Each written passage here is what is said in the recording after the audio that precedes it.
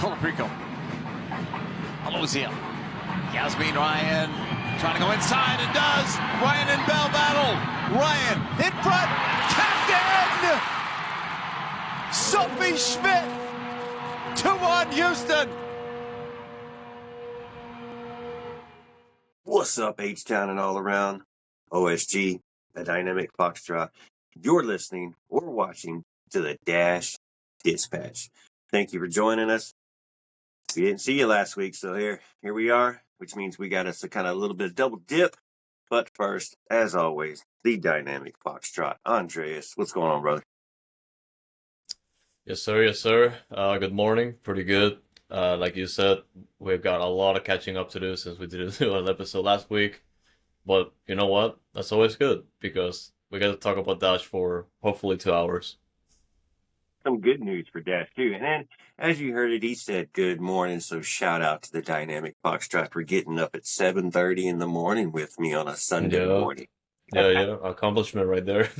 I like it. We got to do what we got to do. You know, early birds catch the worm, right? Early birds catch the worm. All right. As he said, we've got 2 games to recap since we haven't been here a while, but we've got some other stuff to talk about too. So we'll breeze through them. You know what? Just stick around, hang around, comment comment down below in the on YouTube, on Twitter, or on Instagram. Let us know what you think. Let us know if you agree with us. Let us know if you disagree with us, or if you just got a comment and just want to talk. We're right there for you. But let's drop into it. First off, hey, like we said, we haven't talked to y'all for 2 weeks, so kind of old news, new news, whatever. The Euro final was a couple weeks ago, England versus Spain. And it was a rematch of the World Cup, which was friggin' awesome to see. 1-1 draw, goes to penalties. England pulls it out and wins, which I guess was a little bit of an upset, but not much. It was barely this much of an upset, but good for England. I was tuned in because I have 4 City players on that team that were playing. Well, 2 of them really played, and then 1 on the Spanish team that was playing. So I was paying attention, but 1-1. England wins in the finals. Andreas, did you get to catch that game at all? I did watch a little bit of the final because it was in between Spain and England. Well, 2 of the best women's teams in the world right now, and I was kind of expecting Spain to win this one, not by like dominating score or anything like that, but I thought it was a good game overall, and I'm also glad England kind of won it because they needed something good in the soccer side since the men's team keeps losing finals, so that's nice. England just needed something, period, man. They've been struggling. They get there and they can't get nothing past it. But so good for them. I was happy for it because I was rooting for England. I was like, man, I really don't care. But then I was watching the game. I found myself rooting for England more. So yeah, we get a title right there. Having fun. But man, that was a good final. But there was an epic final that went on shortly after that one in the Copa America. Yep. Femenina. That one, Colombia and Brazil. Femenina, yeah. A rematch of their group play was 0-0. Let's go back to that one, 0-0, which was amazing in group play. How that would even happen. But here we are, Copa America final, Brazil and Colombia. And man, I can remember how much I used to hate Marta. Hated Marta. Couldn't stand her. Marta Farta. But there's been a couple years in Orlando City, and I kind of, I haven't had to talk crap about her. I haven't felt bad about her. So she's been doing a great job, and here you are, the heroine, puts them back it brings them back to life at the end of a game, 4-4, by the way, 4-4, Colombia and Brazil game, a back and forth game, going all the way to the wire, and then ended up in penalty kicks. That game was friggin' off the chain, amazing. If you did not see it, or go watch the highlights, go watch the game, you're gonna enjoy it. You can't miss it. It was just damn crazy soccer, and every soccer fan enjoyed it. Andreas, I know you had to stick in for that one, even though Venezuela might be salty because both those teams were in group play and you didn't do so well. But hey, what an epic friggin' final, right? You hit it right on the head. I was very salty watching that final because it was literally 2 teams in the group, and I was like, we had to deal with this in group play, and And look, it was a very entertaining game, 100%. It was just like Brazil, Colombia. I feel like they're gonna try to kill each other, which they kind of did, and it was a crazy game overall. So I'm kind of happy it turned out to be like that, even though Venezuela didn't make it. But like overall, it was a pretty good tournament for the growth of women's soccer, not just South America, but also like close to the region. Because for us, or at least for South America, like women's soccer still has a long ways to go in terms of development. Because right now Brazil is running away with it to an extent, and Colombia is kind of climbing that ladder. Hey, I mean, Colombia was there, and we kind of expected a good battle, and they showed it in the first game 0-0, but then this final was just friggin' amazing. And I don't even remember who won the other bracket in y'all's group. Brazil won y'all's group, but I don't even remember who won the other group because they didn't even make the final. Was it Uruguay? I think maybe. Don't even know. That's how much it didn't even matter. You have two teams in South America trying to put South America on the map, but epic final. Like I said, Marta did her job. Epic. I mean, epic, and a golazo too, and it wasn't like a simple one. It was a blast, and she just keeps on going and keeps on going. So shout out to her, Marta Farta. I'm sorry from a few years ago, but you're good now. So hey, keep on bringing the showmanship, and just don't do it against the Dash, and I'm fine. But another thing, hey, former Dash news in that final, somebody did score. That's former Dash player. Might not have tallied the right way, but Tarsi did score for Colombia. And you're like, huh? Own goal. Sorry, Tarsi. I think it was just a bad one. Just a Yeah, little. that sucked. Yeah, that does suck. Especially for a defender in one of those games, 4-4. You win the game, but you're going to remember you gave up one of those goals in that epic battle. Like, horrible, horrible. But yeah. Oh, well. Tarsi's not ours no more, but I still support her. But, the own goal, that was fun. That was fun. But, all right, man. You ready to get into Dash? I'm so NWSL ready. back. Yep, NWSL finally. is back. We're ready. That month-long break was a little bit ridiculous. I'm glad we got two friendlies out of it, so it worked out. I don't know what the point of that break was. Hopefully, man, we can, maybe US will start an Open Cup or something, and we have a tournament with the USL teams, and maybe add the Mexican teams. I don't care. Just Open Cup, not a US Open Cup. And USL teams, the Super League ones, and the W ones. Yeah. There are a ton of teams out there, women's teams, and also UPSL, if I'm not mistaken.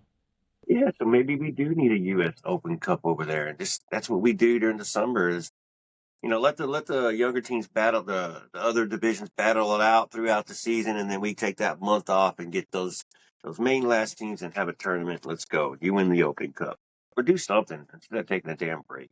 But we're back. AFC is where we're headed to.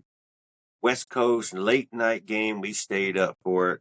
It was worth it in the end. 2-2 draw. Saved our lives in the end, but we'll get into it. But let's start, man.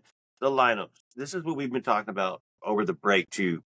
We've been asking for Brees, what are we going to do? What are we going to do? What are we going to do? How are we going to do it? We got to do it. We got to decide to do it, and it's time to do it now. What lineup were we going to get? What players are going to do what? What's going to do what? Now, granted, Alozia and Barb Oliveri are not available. They're still chilling. Our champion in Alozia is still taking her break, and Barb is still taking her much-deserved break. They played a lot of games over a lot of time, so that well-deserved break. The lineup, man. I only had one problem with the lineup, I think, as far as choosing who to play. We kind of expected what we were going to kind of expect with the 4-2-3-1.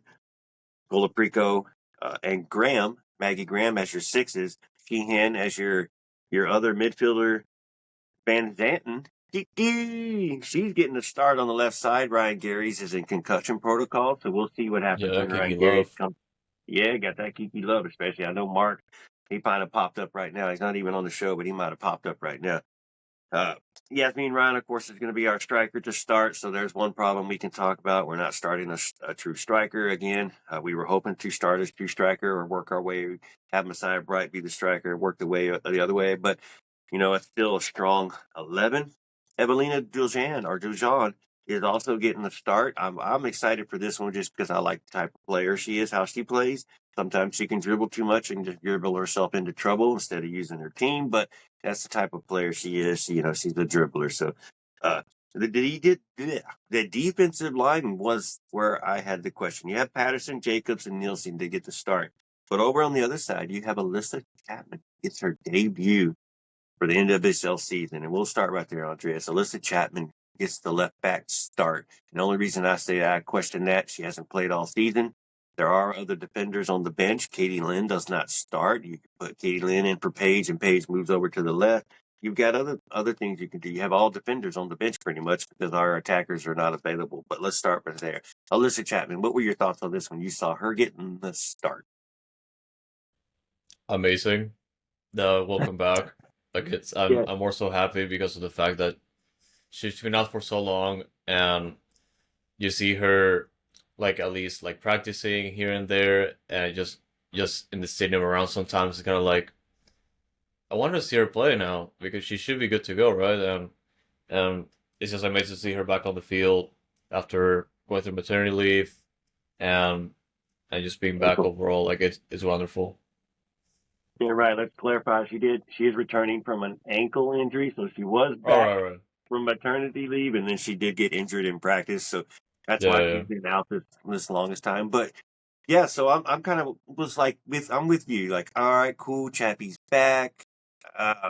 Didn't really want her to start even before the game, before seeing her play. I thought there could have been something different, and you use her as a sub. Kind of how I feel about Sophie Schmidt. I don't think she needs to start. She's a super sub in my eyes. We're gonna get into that one. So Chappie gets a start. All right, whatever. We deal with it. We got to play the game. We'll judge it. Kiki getting a start, as I mentioned, Ryan Gary's concussion protocol. I think a lot of people will take Kiki over Ryan too as well, but you have differences in both. Kiki does bring speed that Ryan brings as well. Ryan gets those crosses off. Kiki kind of dribbles more towards the central area. So two different types. So we'll see what happens whenever Ryan is available later. Yasmin Ryan is our striker, man. So, and Jane Campbell getting the start in goal. So that was something that we were talking about over the break to see what Fabrice wanted to do in the first preseason. He's not preseason friendly. He split them, but in the second friendly, Jane played the entire time, and that kind of sold it right there. Jane Campbell is our keeper until he screws up. So good to have our captain back. Sorry, Abby. You get some time when you get some time, but right now it's Jane's show. Keep doing what you're doing, Abby. Hook 'em. But all right, man. Lineup is set. This is kind of what we expected. We get into the game. We give up a goal. 14 minutes in, I think it was. 16 minutes in. 16 minutes in, and you're like, you got to be kidding me. And we're on the road too.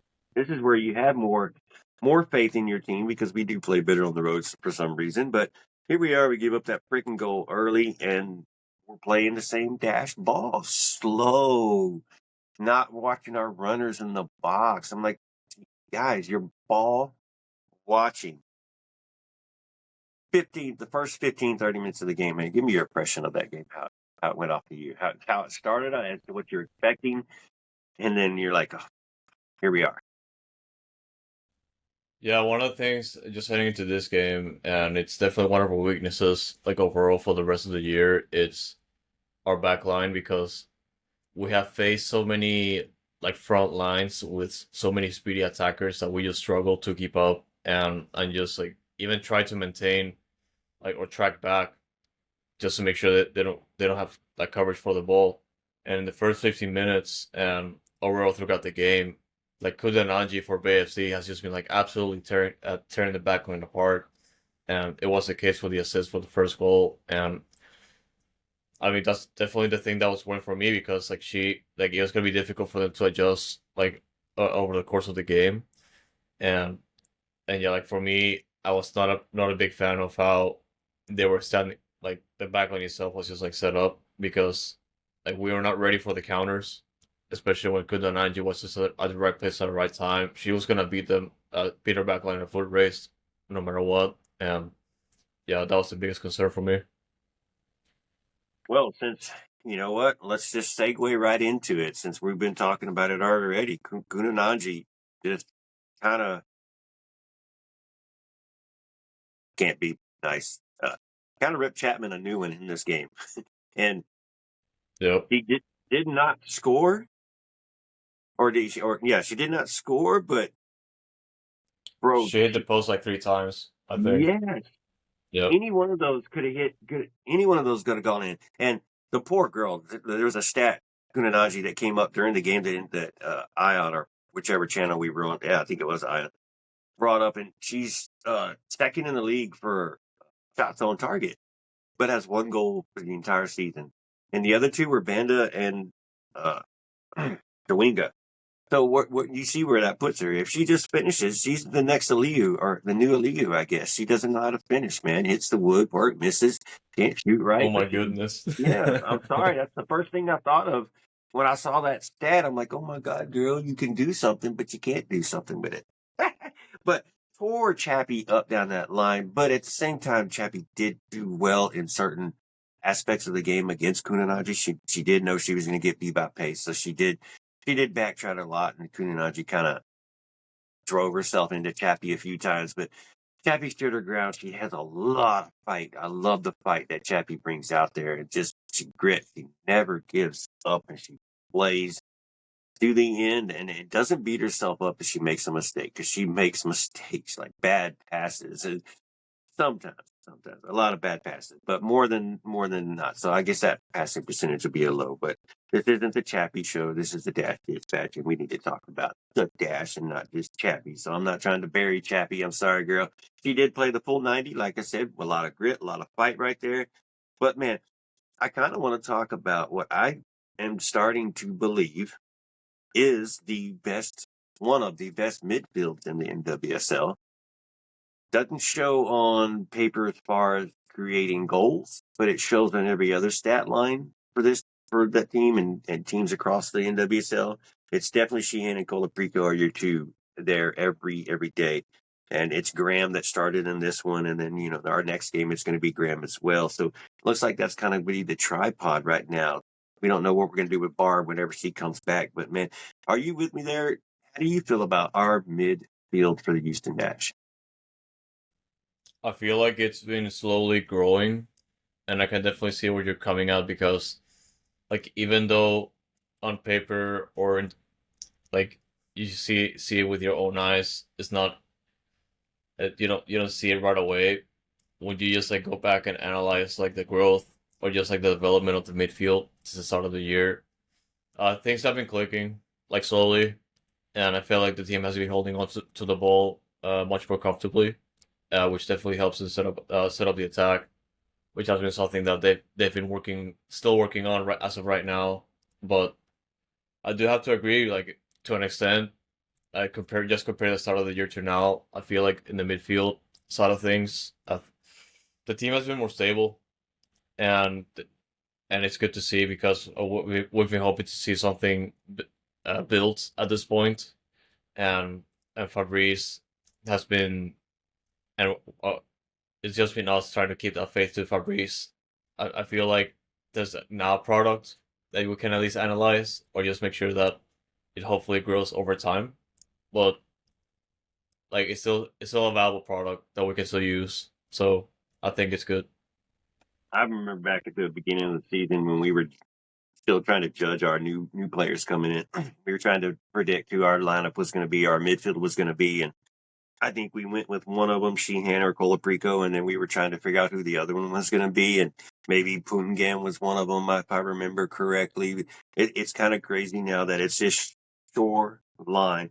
Colaprico and Sheehan are going to start every single game, and they deserve every single start that they're getting right now. So big shout out to them. Maggie Graham coming in there and adding to that piece. And of course, there's other girls that are end up playing in that midfield right now as well.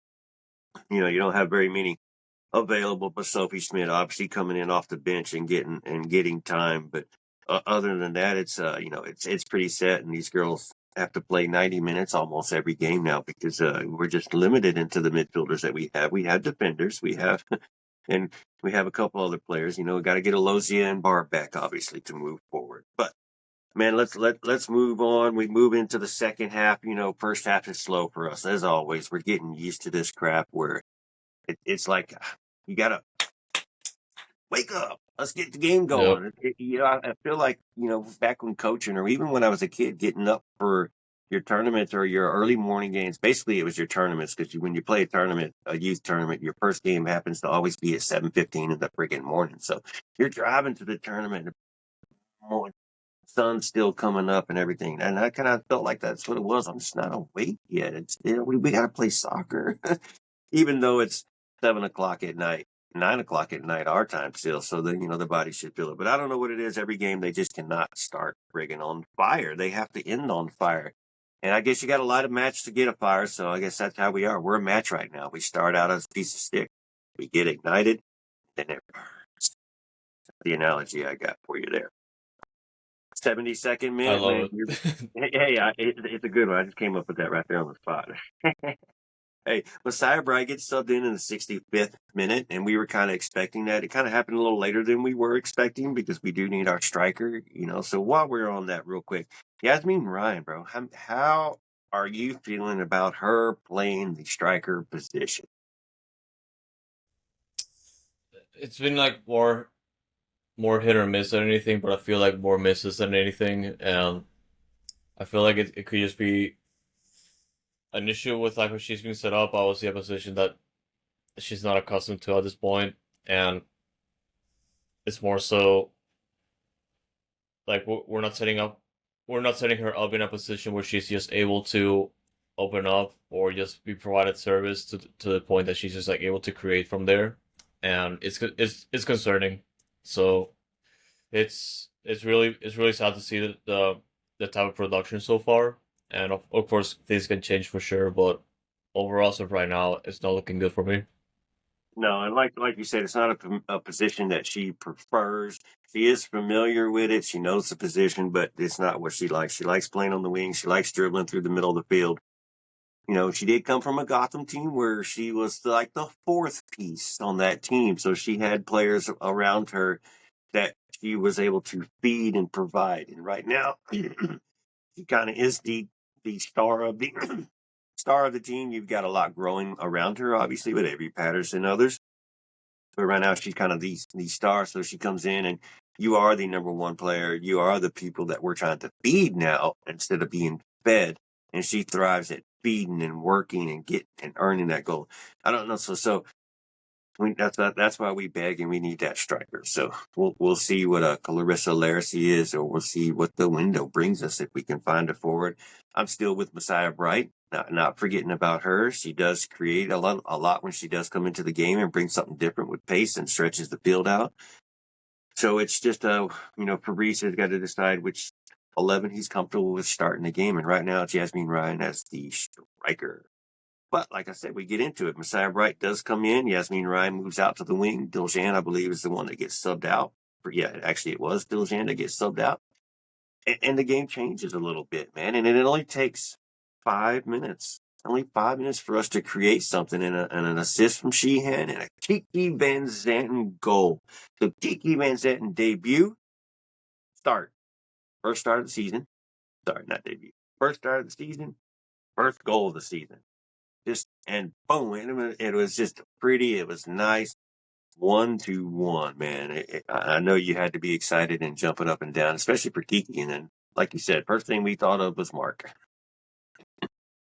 And literally, first thing was Mark. I just absolutely love the goal, and Kiki just been like slowly integrating back into the team after a pretty bad injury last year, and it's wonderful. Yeah. And she has been having a good time with Jamaica when she gets her international duty. So she has been getting some good playing time. And Fabrice has been able to use that and see that. As he mentioned, he does follow the girls whenever they do go on international duty. Some coaches don't do that. Some do. And I think you do need to do it because you do get to see your player in a different aspect and a different perspective of the game. But you know what, Andres? The dash, don't they? The dash. And it only takes literally 2 minutes. I don't even think we had time to put the ball down and kick it off.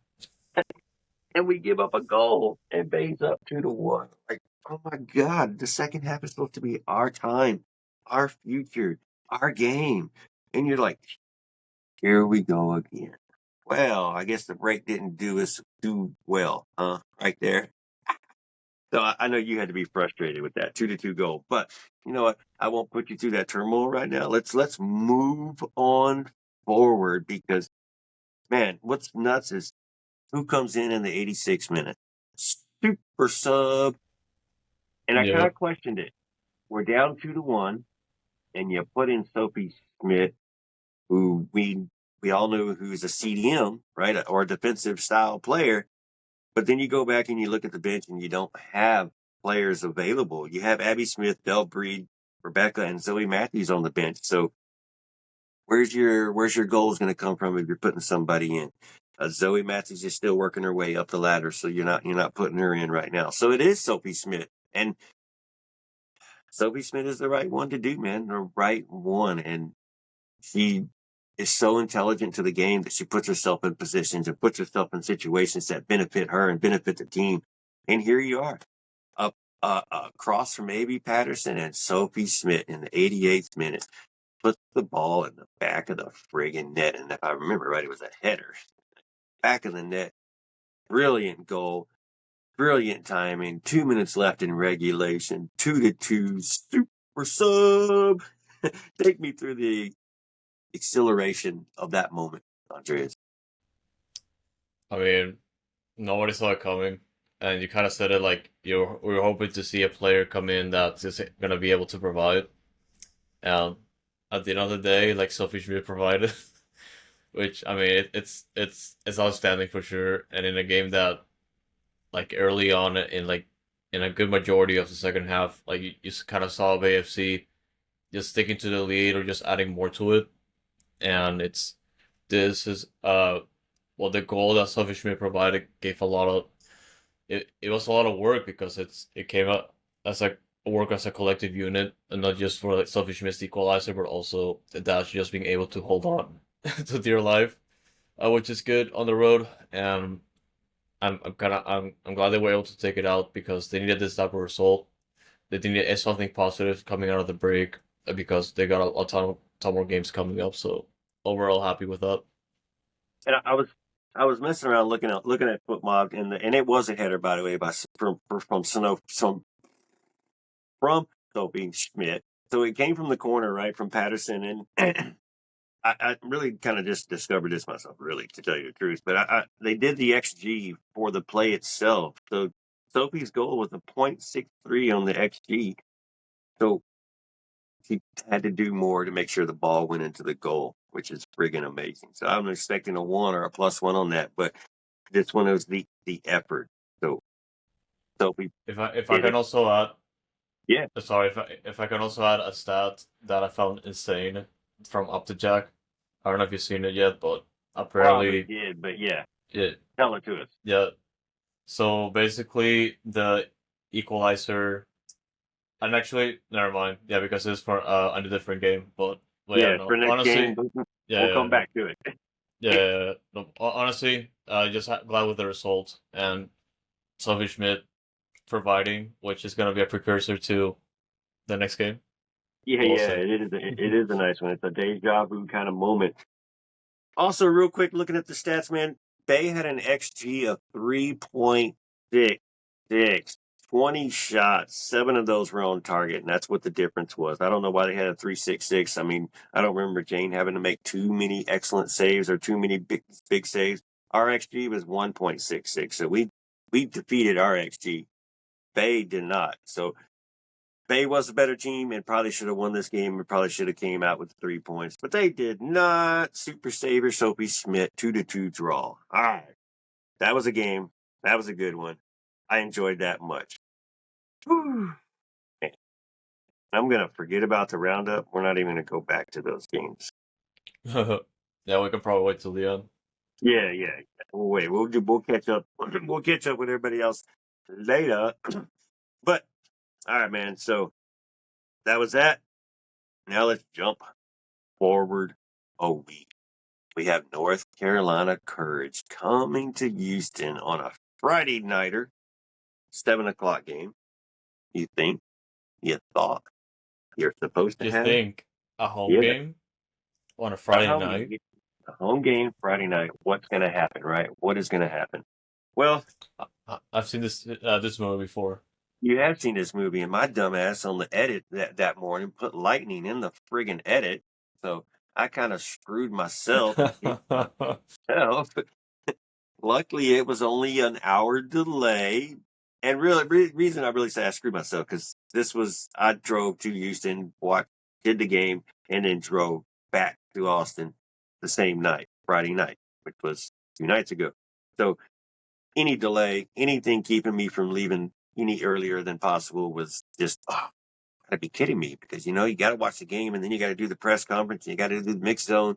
So fans are leaving 2 hours later from kickoff. I'm not. I'm leaving 3.5 hours later, 3.5 hours later from kickoff, because, it takes Dash 45 minutes to get off the field anyways. So I'm there for a while. But, man, we actually did have a game. It started at 7:45, 7:50, whatever, when it was supposed to be 7 o'clock. So, boom, I'll take it. We're there. There was not one drop of rain, by the way. It was just lightning really close in the area. I mean, really close, too. I actually saw it, so can't really complain. But, man. All right, so here we are. We're at home. What to expect. Preview the game. We're not expecting much from the North Carolina Courage. They're not a threat to me. And they just fired their coach. So coming in, they have an interim coach to this game. Why they fired their coach, I don't know. Maybe because their expectations are not hitting, but they're above us in the standings. They're batting 500. I think they're 1 point from the playoff line. So why this firing? I don't know. Maybe they need it just to try to jump ahead and try to spark something. But hey, tell you what, he came to play the Houston Dash, and the Houston Dash took you at home, bro. But to start, man, the lineup. The lineup was exactly the same as it was in the first game, as we all figured out. And I'm not sure if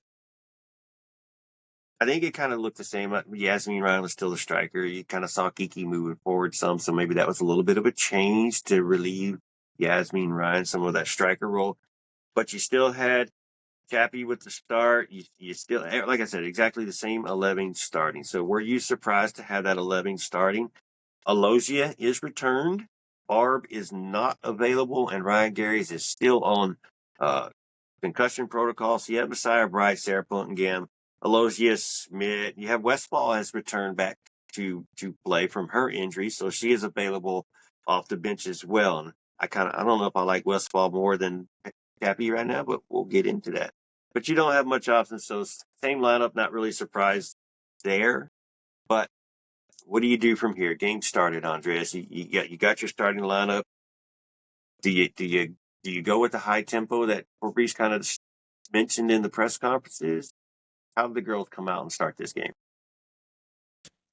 I feel like that was the point here, and coming to this game, I kind of expected the backline to remain the same, except for a few adjustments. And it's good to see Michelle also being back, from winning AFCON, which is great. I feel like in this game, what could have been dictating everything is just like the attack itself, because for us and facing a team that obviously had sudden coaching change before this game started, I feel like Houston had the advantage here to just like do something, catch him by surprise, and I mean produce more like at least more goal opportunities per se, and then yeah, at least that's how I felt heading to this game. We were excited. We were pumped. We were confident, even though it's a home game. So you still had that. So I'm confident, but we're at home. Yeah. So that's how you follow up with it every time, man. So kind of crazy. We got the game going on. We moved forward. And again, it's a slow first half. I don't know what it is. I think maybe we just need to start forcing balls over the top and get these girls running. And then maybe they'll start to play with a little more tempo and a little more idea of the game. Right now, they're still trying to figure out that idea in the first half for some reason, bro. And then again, what's new? Here we are, but we made it to 30 minutes this time, and then the defense was doing pretty well this time. They were keeping their marks. They weren't losing anything. Chappie lost her mark a couple times, but I'm not going to drill on her too much anymore. But did all right. But foul, top of the box. I'm right in line with it. Of course, you know this, Andres, where the press box is. We're right in line with the box on the south end of the stadium. It looked like to me that foul was outside the box. They go to VAR. She looks at it forever and a half. Comes back and says, VAR, penalty. The ball was on the line. I still neglected to go watch the replay of it because I drove back home and then got ready for the Dynamo versus Austin on Saturday. And now here we are recording. So I still haven't got a chance to review it myself as a referee, but I thought it was off the line. Someone told me they saw the replay and said that the player was on the line. I was like, that doesn't matter. The ball has to be on the line. So where was the ball? Where was the ball? I don't know. But they get a penalty and we give up the penalty. So I don't know. How'd you feel about that one right there? I can tell you have a thought. Yeah, like for me, it really depended on the touch, and I felt like it was a foul because we were Definitely not a foul. able to No recover the issue ball, with that. Yeah. and just the location of it. I feel like if it's on the line, it's always a penalty kick, but I feel like where it happened, it was probably just gonna be a direct free kick, just right outside the box. So I had to like watch the replay altogether because I knew it was a foul, but I was trying to determine the location of it. Yeah. And it's, man, like, I feel like it's 50-50 for sure. Because, like, the player from North Carolina kind of just, like, clears the ball, but the ball, like, steps outside. And I feel like the location where the foul happens, it's right close to the line. So, look, I think it could have gone either way. So it's for sure. I feel like it's definitely a penalty. but yeah, it's just like based on the angle that I've seen for the replay, it's just I feel like it's right there. So I thought the penalty was okay. Yeah, I'll go back and look at it. Whatever it is, it's a penalty. So, which is kind of funny talking about referees.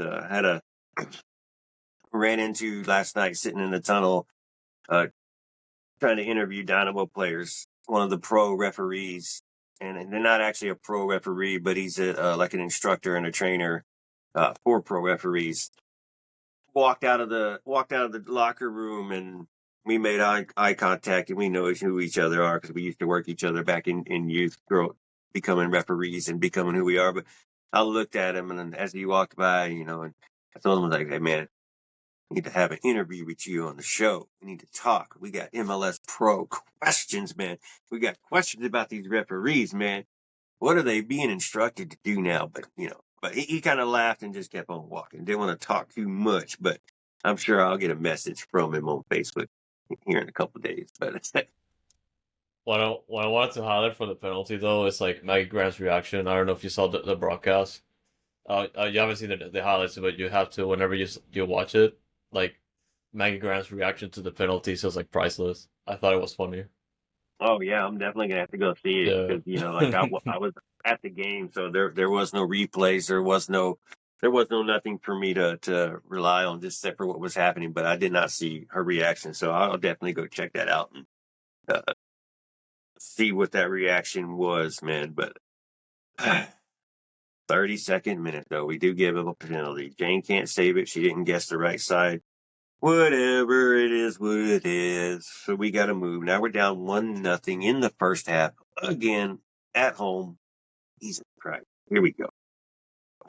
But, thankfully, this first half, I can say that the tempo wasn't increased, but the idea of where the ball was going and who it was going to was a lot better and a lot more under control. The passes that were made to space were made to runners going to that space and not to someone who was not going to that space. They were actually made passes to feet. Turns were made, and we knew where our next pass was actually going to be. So I did like that, when you know where your next pass is, when you know what you're going to do, you know where your teams are, the chemistry is starting to build. Not starting to build. The chemistry's built. The chemistry is starting to show a little bit better on the field, and I like that because that's desperate. Because sometimes you sit there and you just throw your hand up and you bang on the table like, "Where was that pass going? You were so wide open. Why did you do that?" Or you have numbers up, you're dribbling into space, and then you force a pass right to a defender instead of one of your open girls. So frustrating, man. So felt like you had another thought coming out right there. What do you got, Andres? No, I mean, it was a setup, and just thinking about what you said and the upcoming goal, so I was just waiting for that. Yeah. So the buildup was just beautiful, and here we are. We're pushing forward. We are putting North Carolina on their back feet. Brandon, we're still in the first half here. Remember that part. And our midfield is pressing and pressuring, and I think it's Maggie Graham who ends up pressing and winning the ball, Yep. and it falls to Kiki's feet. And Kiki, you know what? Let's hear from Kiki first. Let's just hear what Kiki has to say about the goal. I caught her in the mix zone after the game. I think the ball came off of Maggie, and I heard her like hollering for a foul, and I picked my head up, and there was a lot of space and time. So I just decided to shoot it, and I'm glad I did. Brilliant. Glad you Yeah. did.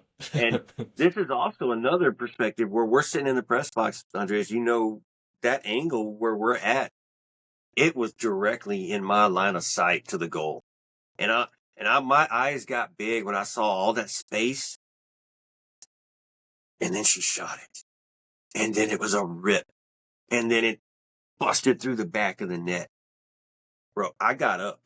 I couldn't hold in the celebration just because you saw it coming and it happened and it went in. I got up. I had to go inside. I ran inside, opened that door, and Dustin from Bio City was in there getting water. Immediately, we're sitting there looking at the TV because the TV in the press box. But friggin' laser, a rocket, a friggin', as you said, had all the open space.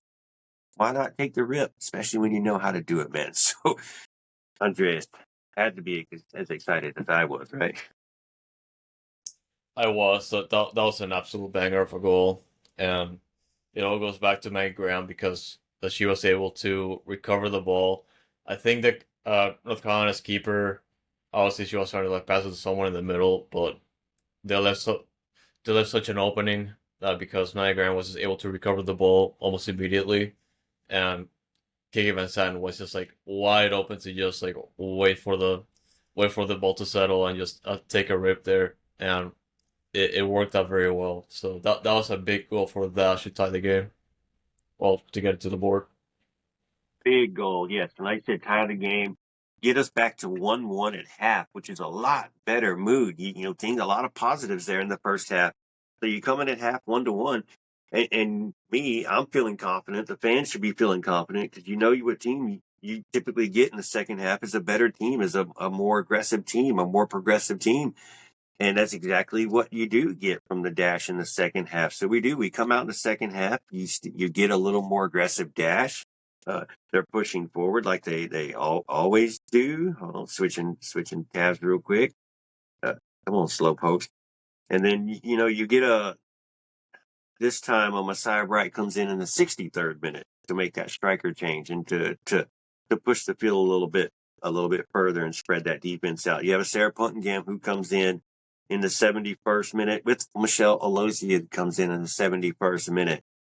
And notice, where did Michelle go? The right back. So, like I said, Fabrice does watch his players when they play international duty. And international duty, Alozia played right back the entire time for Nigeria and has only played right back for Nigeria. So I was good with that. Right back, I know Alozia has stated she likes to play striker or forward or get up top. But if you can utilize her in the attack from that right wing spot, well, that's a bonus for us. And I hope she takes to it because she can be utilized there. And she does get into the attack. She does create. She does take defenders on, and she does get her crosses off. So I like it. Let's use it. That's more offensive firepower with a defensive unit right there. So give it to me, please. Give it to me, please. But again, Duljan is one that came off here in the second half. I think that's going to be a forever thing where she's the one that's going to be chosen to come off. Sheehan again comes off, and then we do pull Chappie this time. We do pull Chappie, and Chappie was the Alosia sub. So that one 100% made sense. 100% made sense. Get Chappie. She's tired. Give her some relief. She played a full 90 last game, and you have Alosia on the bench. So boom, bango, bongo.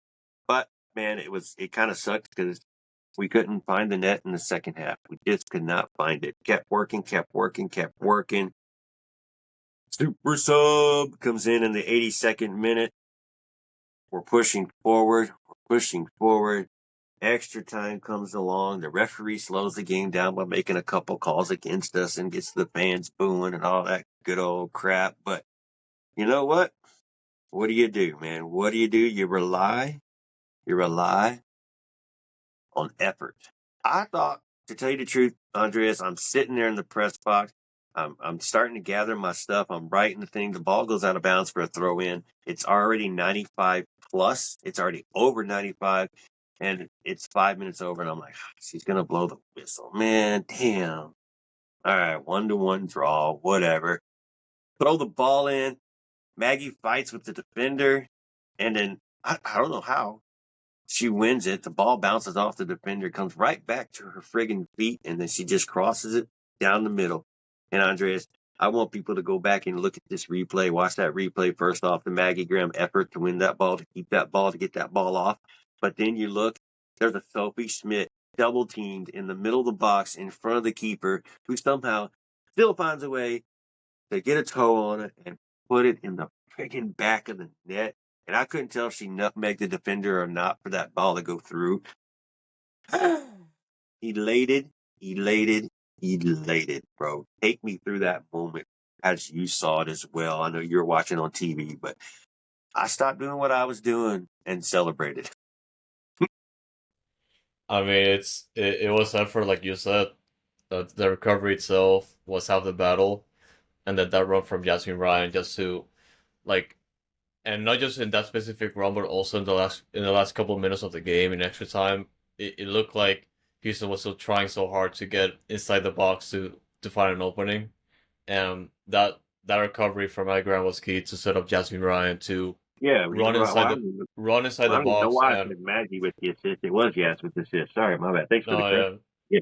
No, it's okay. No, yeah, like it's like the recovery and just setting up Jasmine Ryan there to get the ball, and she was like dribbling inside the box. Even I feel like half, like 2/3 of the goal, like should be credited to Jasmine Ryan just for setting up Sophie Schmidt. Absolutely. But yeah, like you said, like Sophie Schmidt was also facing like defenders in between her. She found an opening, and Jasmine Ryan was just like able to filter a pass through that just finds her for tap in. What a place to be! What a time to be! I asked her in the press conference after the game about that moment, and basically I asked her, what did Fabrice tell you when you came into the game at this point? And I reverted back to one point last year where I asked her pretty much the same question after she scored a goal, and she answered, she was given the freedom to utilize the space ahead of her and just try to make and create something. This time she said she was entered as a 6, right? She was put in as a 6, and she just put herself into the position that she needed to be in and to find herself. So Sophie, with that extra credit and just that intelligence and the brilliance of where to be and the run to make, and watch my 6 making that run on top of the box instead of somebody else. Hey, I don't care. She did it. She scored it. She is our super friggin' sub, which is it's crazy, man. Sophie Schmidt, Kiki Van Zetten, back-to-back games with back-to-back goals. Insanity. Highlight show. Yes, enjoyed it very, very much. All right, looking at the stats, man. Looking at the stats, though, same thing again, man. We only had 7 shots this game compared to their 13. So that is a big tell right there. Even though we felt like we played really well this game, we only got 7 shots off, man. And that kind of sucks. 2 of those were on target. 2 of those were goals. Oh, yeah, disappointing, man. And, they even actually outpossessed us this game, too. North Carolina Courage did. But you know what? Like you said, it doesn't matter. The scoreline was 2-1 us. We moved. I think Fabrice was happy with it. Y'all, please go listen to the press conference. You can find it on Foxtrot TV on YouTube. Dash also posted, but go check out ours. Get us one extra view. But go listen to it. Get the words with Fabrice. Soapy in the press conference. You also had Paige Nielsen in the press conference, and then as you found out earlier, hey Roy, what's up? You got Kiki Van Zanten in the mix zone. Outside right before their press conference. And I was lucky to catch Kiki because the girls were kind of running through the tunnel trying to get to the locker room, and I wasn't sure if she was going to be part of the presser or not. So, Kiki, please. And people were asking for autographs right there, so it's kind of hard. I was fighting for it. Get out of the way. I need to talk to her. But, Andres, any final words on this game right here against North Carolina before we move on and preview Gotham Road? Yeah, it's definitely a positive result. Obviously, there's still concerns about how this team's just able to stand up in situations like BFC and North Carolina, where the second half, it kind of looked like they could have run away with the game. And credit goes for the Dash to just like stay defensive, staying with their grit to pull out a result at the end of the day, and which is what matters the most. We can always talk about stats and stats being against the Dash, but we've seen too many Dynamo games this year, man. Stats do not matter. The only one that matters is the scoreline. So it's something that the Dash can definitely take credit for. I think in the first 2 games is to start after summer break, and some big games coming up for the remainder of the season. Absolutely, man. 4 points to start the second half of the season. A draw and a win. So, hey, we are undefeated in the second half of the season. Say it out loud with me, undefeated. Hey, but hey, we got Gotham coming up. But real quick, let's run through some scores over the weekend with the NWSL and catch you up on the current standings. The Utah Royals and Kansas City played, and like you said stats don't matter because the Utah Royals beat the Kansas City Current on the stat line across every part of the board. Every line right there, but they lost 1-0 to Chewinga at the 82nd minute. So yeah, play better, you do better, your stats are better, but it doesn't matter when you lose on the scoreline. So Kansas City Current with another win and Chewinga with another goal. I don't know how that keeps happening. Someone they're gonna win the Shield. They're 12 points ahead now. 12 points clear. Just give them the Shield and go after them. Go after them in the playoffs. All right, NWSL was kind of boring on Saturday because nobody wanted to win, which kind of sucked, which is also awesome. I'm going to come back to this one. San Diego Wave and Angel City 1-1. Orlando and Racing 1-1. Washington, Spirit, and our next opponent, Gotham, 0-0. But Gacy, whatever her name is, took a red card for Gotham, so she will not be available in the next game against us, which is good news, right? One less player for them. Let's see where she plays. Oh, she's their cam. She's their number 10. That's good news. We get some relief. So whatever she did to earn that red card, she earned it in the 30th minute of that game. So don't do something stupid. So Gotham got lucky not to lose that game to Washington Spirit. So good job to them. But 0-0, red card. That's our next opponent. We'll come back and talk about Gotham here in a second.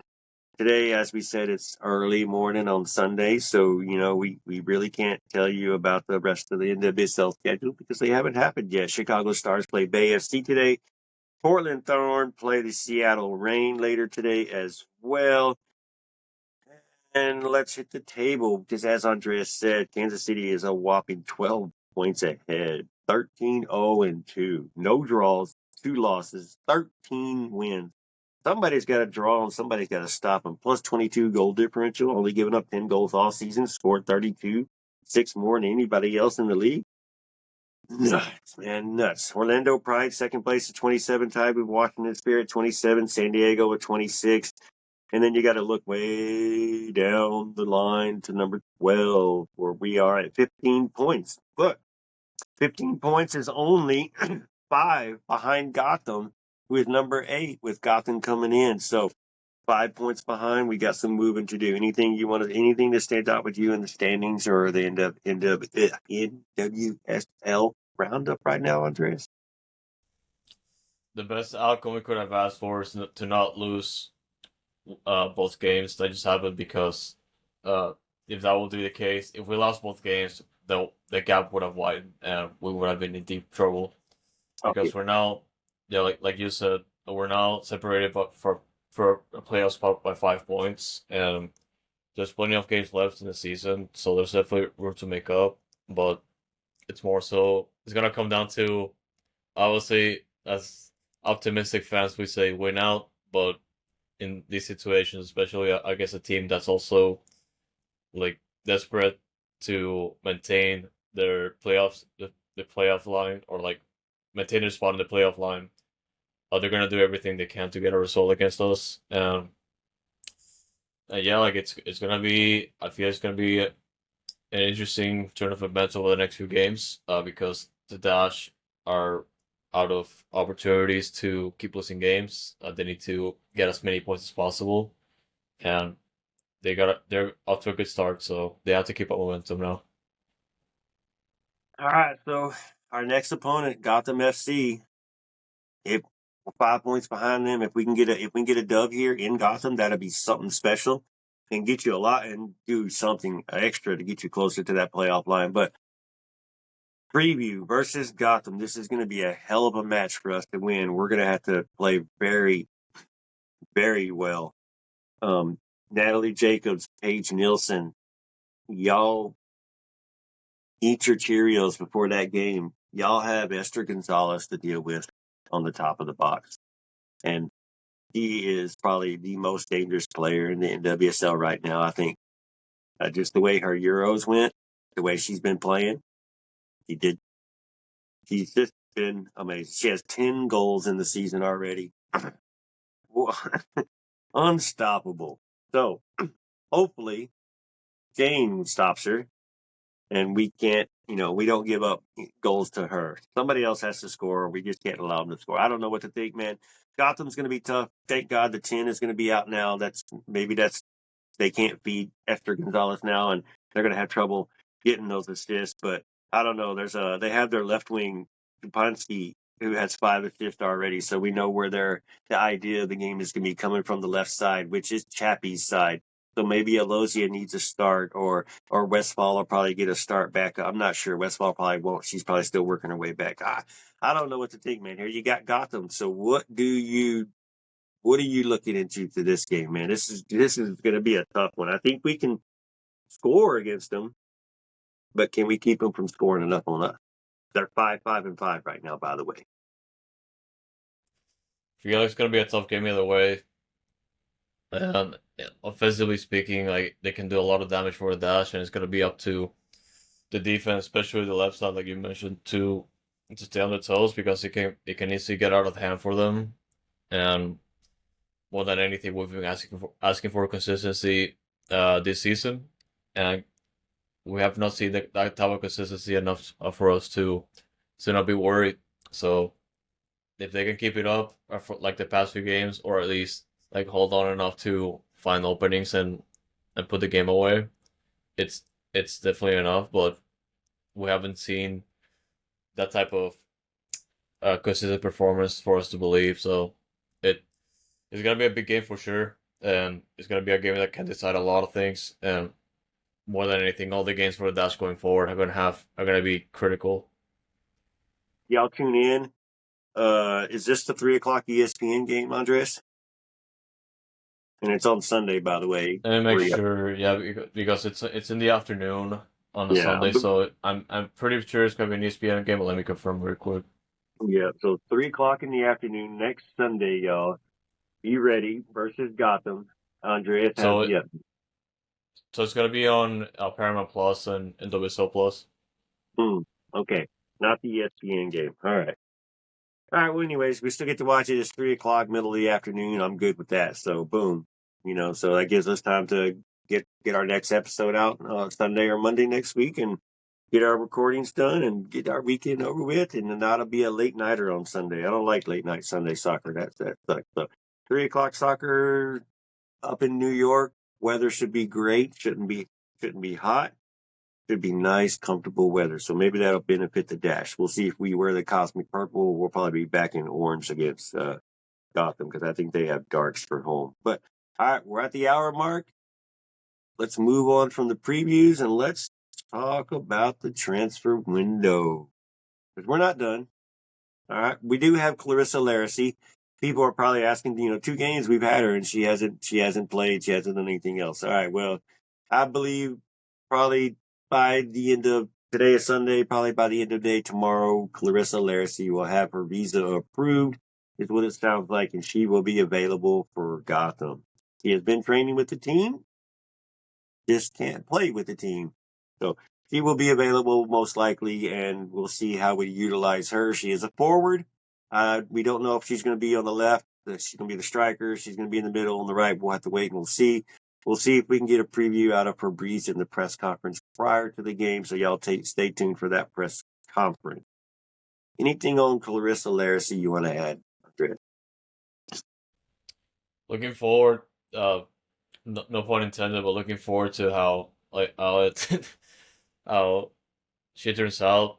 Her numbers could definitely tell a different story, but I feel like she could definitely contribute to this team, and I want to see her play, and I hope to see her play against Gotham because we got a good opportunity. We need new energy injected into this team right now, just to keep up with that momentum and keep up with that belief because the Dashers are bound to do good things, and I feel like that type of energy that just could be coming into this team is going to be very helpful. So looking forward to that. I think Clarissa will get 20 minutes or come in late in the second half. Hot take. She has not scored a goal in 2025 with her previous team, Crystal Palace. She will score in this game, and it will not take her but 3 minutes to score once she comes off the bench into this game. So, hot take. We'll come back to this moment when it happens. Okay? You heard me there? Hear me now. All right. If you follow us on socials, you'll know that we talked about a new transfer coming in, yet to be confirmed by the Houston Dash, but yet to be confirmed by the Houston Dash with quotation marks. Or worst kept secret. Yeah, worst kept secret. Probably. I mean, we've known for a week and a half. So Lisa Boattin from Juventus. She is an Italian player, 28 years old.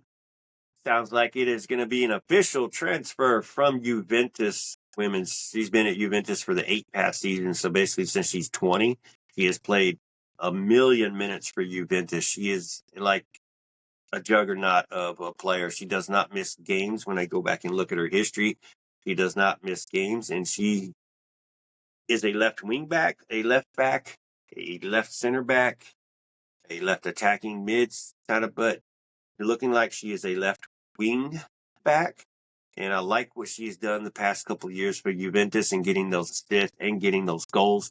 She's been very creative, so it looks like she's kind of right at the cusp of her prime. And does Juventus think she's going back down? That's why she got rid of her, or does she come because she actually wants to make money?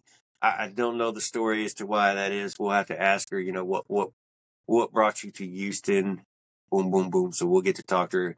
I did see her in the tunnel as you said, Andres, they put her on the big screen during the game and kind of put her name on the big screen too. So obviously it's, biggest kept secret. It's not a secret anymore, but I did see her in the tunnel. She is little, man. She is a small girl. So, still excited. I'm very hopeful to what she can bring to this team. I will let her play be the judge and not her size be the judge, but women players, I guess they're just smaller. They're just smaller, but she is small. But also down there, I think they're going to make it official on Monday. So tomorrow, look for the official release from the Houston Dash of signing Lisa Boattin, 28 years old, Juventus, plays that left wing position. Is this the end of Ryan Gary since she's a free agent? We don't know. Nice to keep them both. But Andreas, your thoughts on Lisa Boattin? And I'm probably mispronouncing her name. I'm not Italian. uh, I'm more so interested with how she's gonna be playing with the dash, and I feel like it could be more so of a role that she could play a little bit forward, which would definitely like fit into what you mentioned about Ryan Gary. So we'll see how it goes. But I'm definitely looking forward to see her play. I was also kind of interested about her size, which honestly doesn't really matter as long as she plays well. And it's yeah, man. A lot of these not good players with European uh, experience and more so with their age and just being able to see all these types of games. It's definitely good to see. I think it's great that we got our reach in Europe already, and man, front office is working. I just hope that these signings hit it out of the park. I'm really excited about this one, though. Just looking at her, just watching her play, and just some of her highlights, I'm really excited about her. So I'm curious as to how we're going to use her and what way we're going to use her in. So we'll see. I'm very curious. We'll obviously she'll be asked, she'll be talked about in the presser on Friday as well, and maybe a Saturday presser. They haven't sent out the schedule for this week to see when the presser is, but y'all stay tuned. We post the pressers after every press conference, so you get to go listen to them and hear it for yourselves. But we'll let you know if anything stands out. What we're gonna do with her, we'll see. Uh, is she gonna be available? I believe so. I don't know if her visa has gone through yet. I think that has. So we'll see if she'll be available and does get time if she's fit. I think she's going to be fit because she has been playing for Juventus. So all it is getting integrated to our system. So I want to see her. I hope to see her as well. I expect Barb to be back versus Gotham as well. Your break is over. Come on back, girl. We need to get you back in on the winning track that we're getting on right here. Jump on the train. All right, man. I also asked a question, not in the presser. This one's off the record. If we were done in the window, and I got a no. So, and that was a quick answer too. I got a no. Good. There's no details into what it is or who it is. Obviously, I went in just to try to work and read. I started mentioning names. I started manifesting again, and I started throwing out names and saying, "Hey, we've been talking about this and we've been talking about that. Help me pronounce this name, Andres Ajamande. Adaba, man, dang it. She's 19. Ajaman, whatever. I can't pronounce her name. It's so hard to pronounce. Agamayor or whatever her name is. Anyways, she's 19, and then I also mentioned that I was trying to manifest on the show that Alosia bring back Rashida Abadadi back with her from WAPCON, and I got a smile out of that too from the person I was talking to whenever I said that name, and that doesn't mean anything. I just got a smile because I think it's just laughing that I'm trying to manifest something and trying to make something happen. But I think we have the potential to make that kind of reach and bring somebody in of a caliber like that, and I hope so. So I'm very curious as to what we're going to do with this window, what we're going to bring in, what position we're bringing in, what are we even looking at. So maybe that's another question we can try to ask for Brees at this next press conference as well, since the window is still open. What does he expect? What is he looking for? What help does he think this team could use? So, Andreas, where would you reach out if you're in that transfer window and you're Angela about to sign somebody? There's a lot of places, and it really is not just about Europe, but we've already talked about it in a few episodes. But obviously, the outreach that you can even reach out to Africa or South America. There's always some good places that people just like outlook and do it. So some of the so clubs, obviously Kansas City being a prime example of that, just being able to capitalize on all these places that you can definitely find talent at not just the right price, but even the right profile that's gonna benefit from you in the long run. Like there's definitely a ton of options, and I'm definitely optimistic with the type of reach that this club has been getting, or like trying to keep a hold on all these type of players that they can try and bring in. And of course, we don't always know the type of market that we're kind of facing, because we could be interested in a player and try to bring that player in. Unfortunately, it doesn't work out for any type of reason, but looks like they're at work, which is good to see. They're reaching out to big clubs. Obviously, Juventus being a prime example of that. And I'm definitely hopeful. Like there's definitely resources that they can definitely work on, and I just hope that they keep bringing in the type of player that's just at the level of NWSL that other clubs here are just trying to bring in to not just improve the league but also compete, because everyone is just getting better and better and better gradually. Yeah. And the name I was trying to get was Michelle Ajimong. I feel like I'm just butchering her last name, but she plays for, well, she was on loan with Brighton. She plays for Arsenal. She's 19 years old.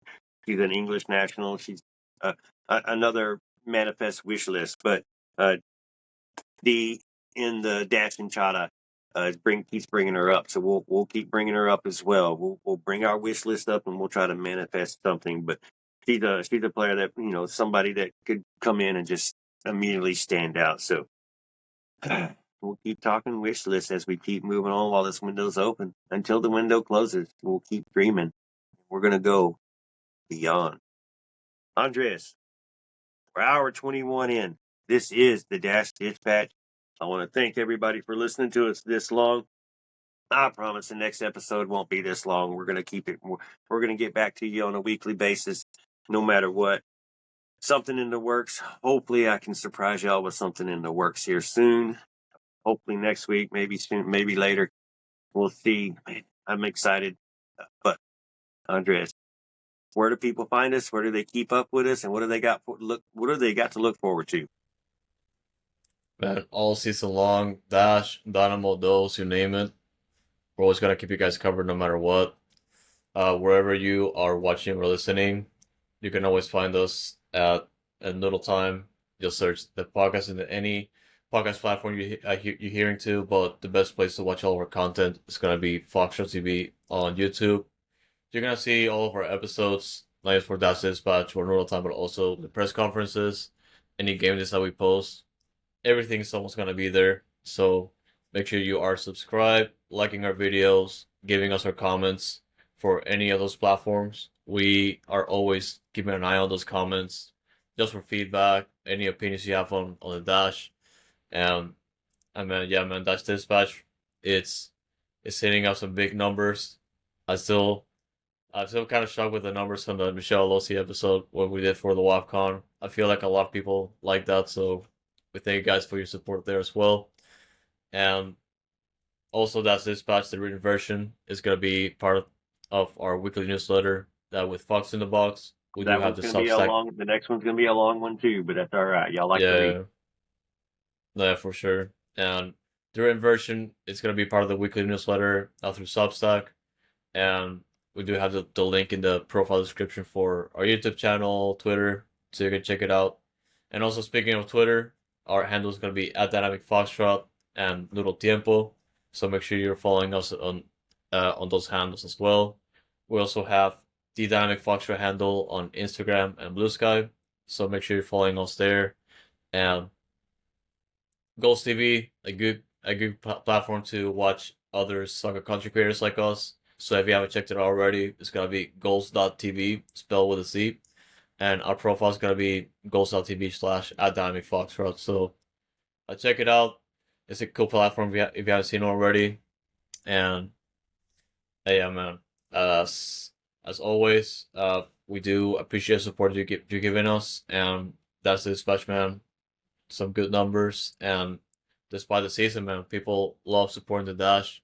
So we can't thank you guys enough.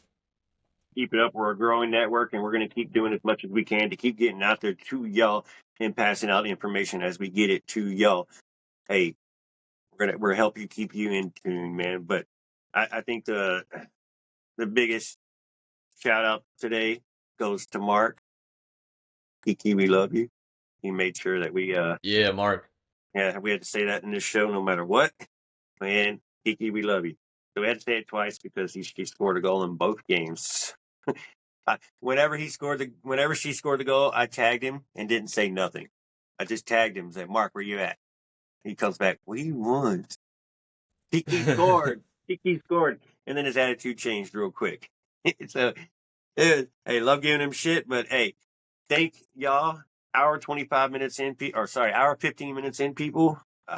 Sorry this one took a little bit longer. We'll make them shorter moving on forward unless we have to do a double dip again. Got Siegfried now sitting with me on the chair. This is amazing. You want to be part of the show. But he's done it. We're moving on.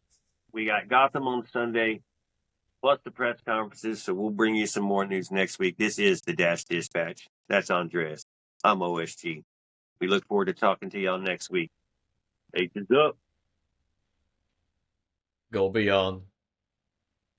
Trying to end a 6-game winless streak. And they did. The most exciting player in the field is Sophie Schmidt.